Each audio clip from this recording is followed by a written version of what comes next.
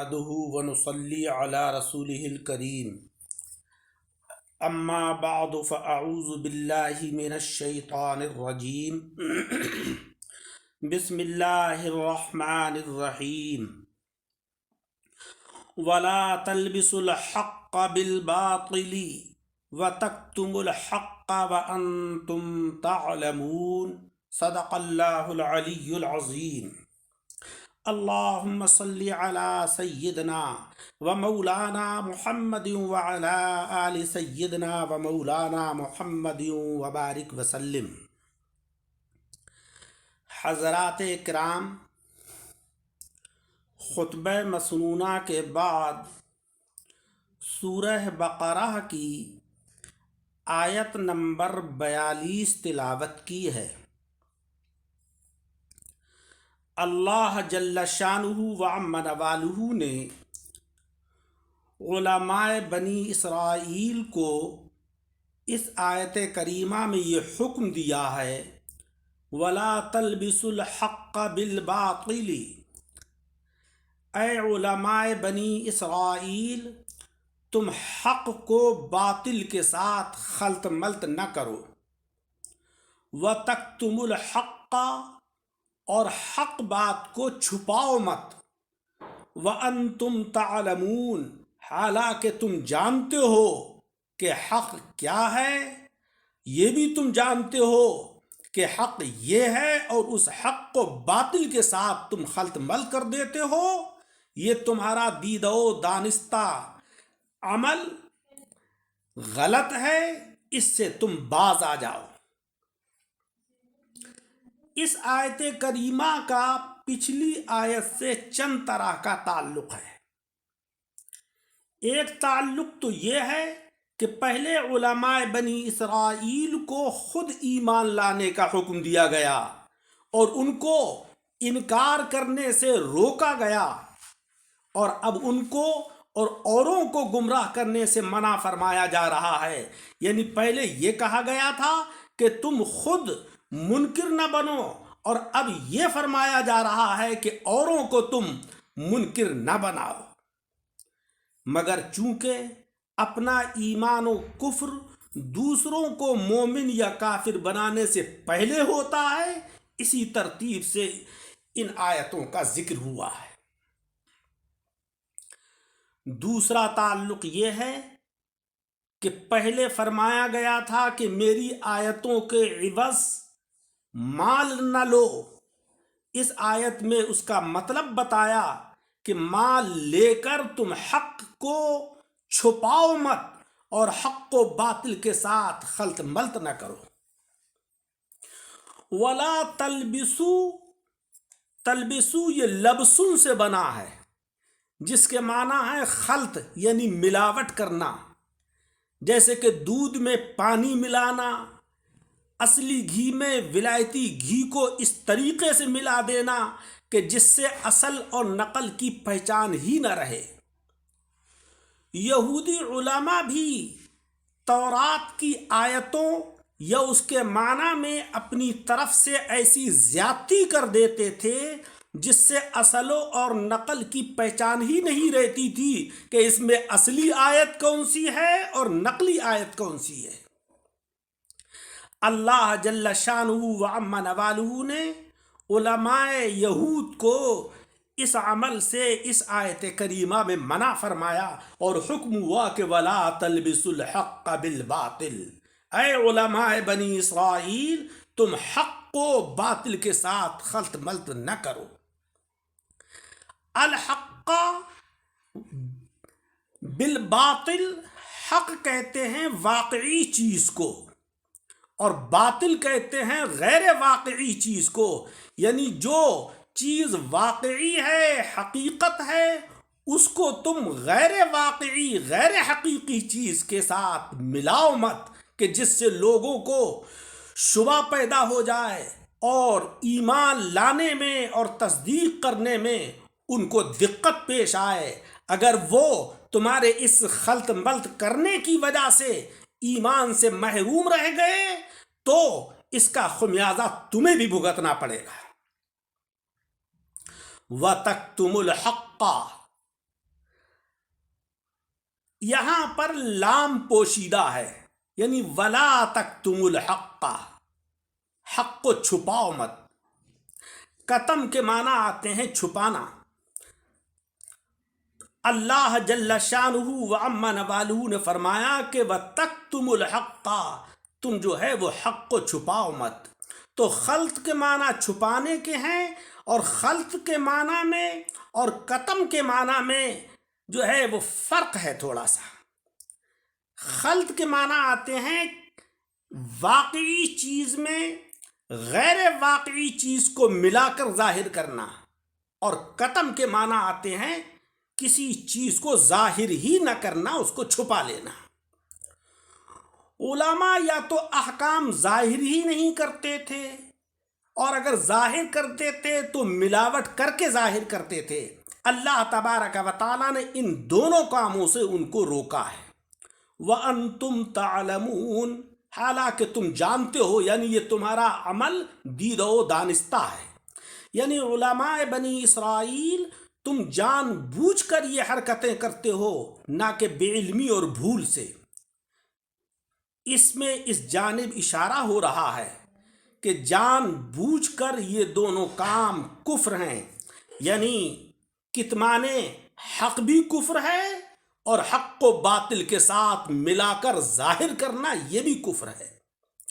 البتہ بلا ارادے کے یا نادانی میں یا بھول کر اگر کوئی یہ کام کر لے تو وہ کفر نہیں ہے۔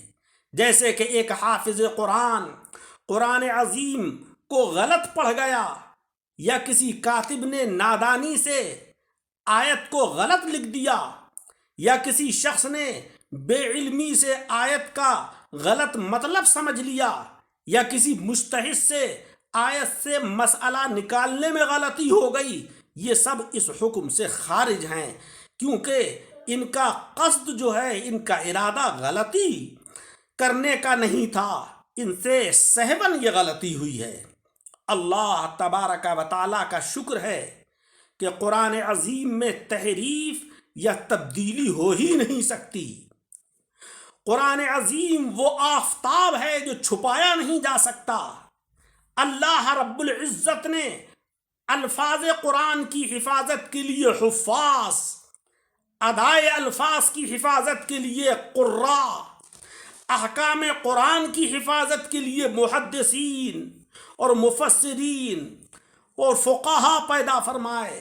قرآن عظیم کے اسرار اور حکم کی حفاظت کے لیے صوفیاء کرام، مشائخ عظام، اولیاء کرام پیدا فرمائے، اور انہیں قیامت تک مولا رب العزت نے باقی رکھا ہے۔ تفسیر قرآن کی حفاظت کے لیے احادیث مبارکہ موجود ہیں کہ جن کی مدد سے ہم قرآن عظیم کے معنی اور مطالب کو سمجھتے ہیں۔ پھر اللہ جل شانہ و عم نوالہ نے فرمایا کہ اِنَّا نَحْنُ نَزَّلْنَا الذِّكْرَ وَإِنَّا لَهُ لَحَافِظُونَ، ہم نے قرآن عظیم کو اتارا ہے اور ہم ہی اس کی حفاظت کرنے والے ہیں۔ لہذا مولا رب العزت نے اس کی حفاظت کے ایسے اسباب بنا دیے ہیں کہ قرآن عظیم میں نہ تبدیلی ہو سکتی ہے، نہ تحریف ہو سکتی ہے، نہ اس کے معنی اور مطالب اور اس کے حقائق کو بدلا جا سکتا ہے۔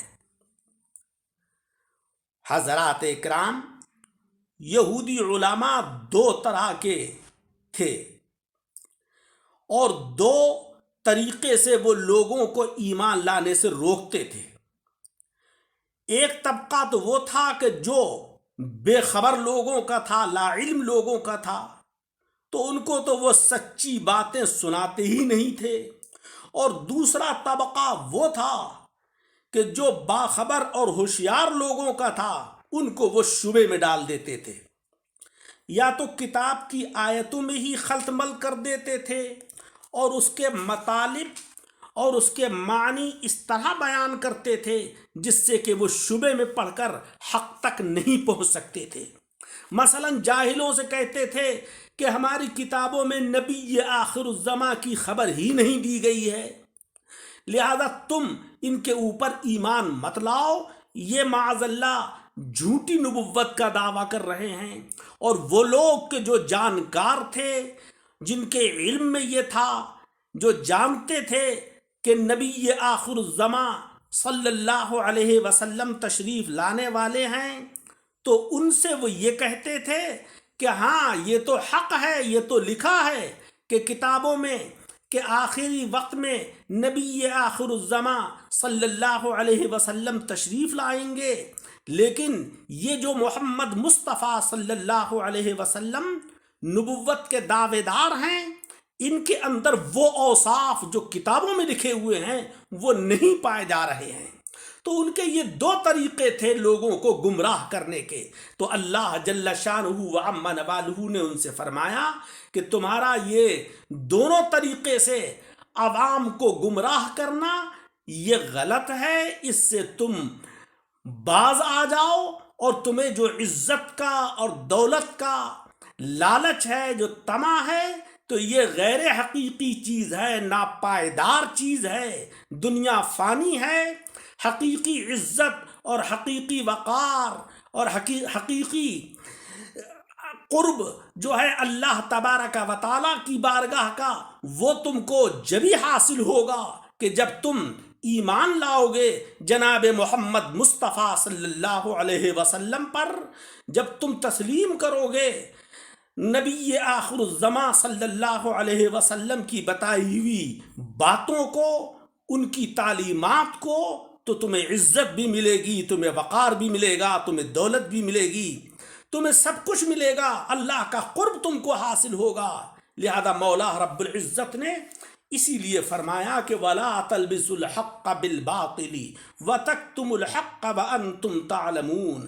اے علماء بنی اسرائیل، تم حق و باطل کے ساتھ خلط ملط مت کرو اور حق کو چھپاؤ مت۔ صحیح صحیح جو چیز ہے اس کو تم لوگوں کے اوپر ظاہر کرو، وَأَنْتُمْ تَعْلَمُونَ، اور تم اچھے طریقے سے جانتے ہو کہ حق کیا ہے اور باطل کیا ہے۔ اللہ تبارک و تعالی مجھے اور آپ سب حضرات کو حق اور باطل کو پہچاننے کی توفیق عطا فرمائے، اور حقانیت کو بیان کرنے کی، اس کے اوپر عمل کرنے کی توفیق عطا فرمائے۔ آج ہوتا یہ ہے کہ ہمیں تحقیق تو ہوتی نہیں، کوئی بھی بات ہوتی ہے اس کو حدیث بنا کر پیش کر دیتے ہیں، جبکہ پیارے آقا صلی اللہ علیہ وسلم کا ارشاد عالی ہے کہ تم کوئی بھی بات کہ جو میری نہ ہو اور میری طرف کو تم منسوب کرو گے تو یہ تمہاری بہت بڑی غلطی ہے، تم میری شفاعت سے محروم ہو جاؤ گے، تمہارا ٹھکانہ جہنم ہوگا۔ لہذا کسی بھی ایسی بات کو کہ جو اسلامی تعلیمات سے متعلق نہ ہو، قرآن عظیم کی آیت نہ ہو، رسول پاک صلی اللہ علیہ وسلم کی حدیث نہ ہو، اس کو قرآن کا حکم بنا کر یا حدیث مبارک بنا کر پیش کرنا، اس سے ہم لوگوں کو پرہیز کرنا چاہیے۔ قرآن عظیم کی تلاوت کرنا چاہیے، اس کو پڑھنا اور سمجھنا چاہیے، اور اس کے اوپر عمل کرنا چاہیے، اور اس کی اشاعت کے لیے ہر لمحہ کوشش کرنا چاہیے۔ میں نے جو قرآن عظیم کا حصہ تلاوت کیا، اس کی مختصر تشریح کی، اس کو آپ سنیں اور احباب کو سنائیں اور زیادہ سے زیادہ شیئر کریں تاکہ آپ کو بھی اشاعت اسلام کا اجر و ثواب ملے۔ اللہ تبارک و تعالی عمل کی توفیق عطا فرمائے۔ آمین۔ وآخر دعوانا الحمدللہ۔